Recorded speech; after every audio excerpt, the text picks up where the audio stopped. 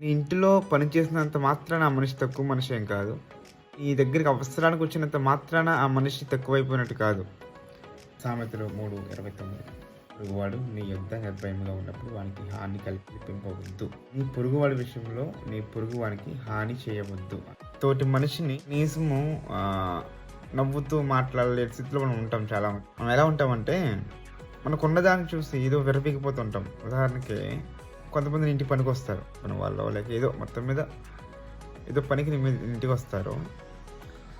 వాళ్ళు మనం ఎలా చూస్తామంటే వాడికి ఏదో గతి లేనట్టు, మనం ఏదో గొప్పవరమైనట్టు చూస్తూ ఉంటాం. లేక నీ ఇంటి ముందుకు ఎవరో కాయగూరలు అమ్ముకునే వాళ్ళు వస్తారు, వ్యాపారం చేసుకునే వాళ్ళు. వాళ్ళని ఎలా చూస్తామంటే వాళ్ళు ఏదో అంటరాని వాళ్ళలాగా, నువ్వేదో గొప్పవాడి కింద కొన్నిసార్లు వాళ్ళతో మనం బిహేవ్ చేస్తూ ఉంటాం. అంటే కనీసం వాళ్ళకి మంచి అడిగితే మంచిగా ఇవ్వము, లేక వాళ్ళు సరిగ్గా మాట్లాడము, అక్కడ అంటూ ఉంటాము. ఎంచుకోవాల్సిన విషయం ఏంటంటే ఆ మనిషి కూడా నీలాంటి ఒక మనిషి మాత్రమే. నువ్వు ఎలాగైతే మనిషిగా పుట్టావో ఆయన కూడా మనిషిగానే పుట్టాడు. ఆయన ఏమి జంతువు కాదు, ఆయన ఏమి గ్రహాంతరవాసి కాదు అసహించుకోవడం కొరకు. ఆయన కష్టపడుతున్నాడు, నువ్వు కష్టపడుతున్నావు. నువ్వంటే ఎక్కడో ఏ ఆఫీస్లోనో లేక ఏ ఫ్యాక్టరీలోనో కష్టపడుతున్నావు. ఈ మనిషి ఏంటంటే జస్ట్ ఏదో నీ ఇంటికి వచ్చి కాయగూరలు అమ్ముకుంటున్నాడు, లేక అలా ఆ పని చేస్తున్నాడు.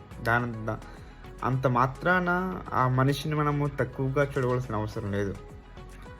అంత మాత్రాన ఆ మనిషిని మనము తక్కువ చేసి మాట్లాడవలసిన అవసరం లేదు. కనీసము ఒకవేళ మంచిగా అడిగితే కావాలనే కొన్నిసార్లు నీళ్ళు ఇవ్వము, వాళ్ళకి అది పెట్టామంటాము. కొన్నిసార్లు చేతికి ఇవ్వము, ఏది కూడా వస్తుంది చేతికి ఇవ్వము.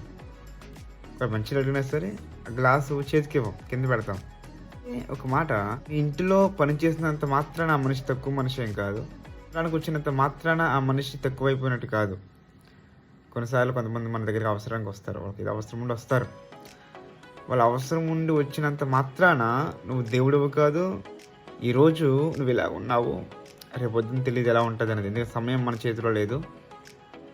ఇప్పుడు ఎవరినైతే నువ్వు బాధ పెట్టావో, ఒకవేళ నీ టైం బాగోపోతే ఒకవేళ ఆ మనిషి కంటే దారుణంగా నువ్వు తయారవ్వచ్చు, చెప్పలేము.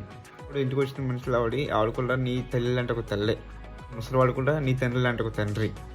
అది గుర్తించుకొని ఆ మనిషిని కూడా నీ ఇంటిలో మనిషిలా ప్రేమించు. అలా ప్రేమించినప్పుడే అది నిజమైన దేవుని ప్రేమ అవుతుంది. అలా ప్రేమించినప్పుడు దేవుని ప్రేమ నీ మీద ఉంటుంది. God bless you all.